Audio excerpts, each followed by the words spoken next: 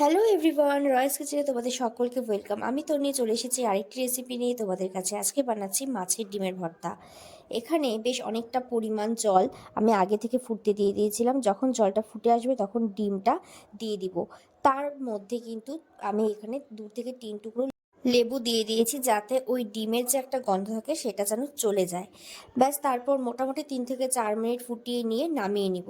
এবার ওই কড়াইয়ের মধ্যেই অল্প পরিমাণ সর্ষের তেল দিয়ে ডিমগুলোকে ভালো করে ভেজে তুলে নিব। সামান্য পরিমাণ হলুদ, লবণ এবং সামান্য পরিমাণ লঙ্কার গুঁড়োর সাহায্যে।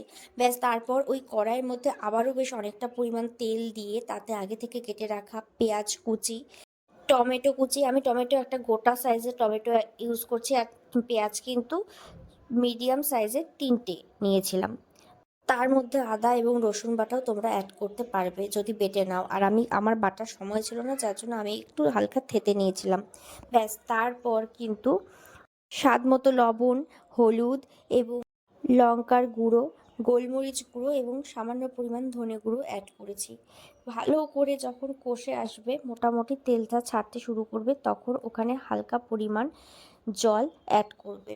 জল দেওয়ার পর ধনেপাতা কুচি এবং লেবুর রস দিয়ে ভালো করে নামিয়ে নিলেই রেডি ডিম ভর্তা। কেমন লাগলো রেসিপিটা অবশ্যই জানিও। খেতে কিন্তু দারুণ হয়েছিল, লুচি, রুটি, পরোটার সাথে খেতে কিন্তু দারুণ লাগে।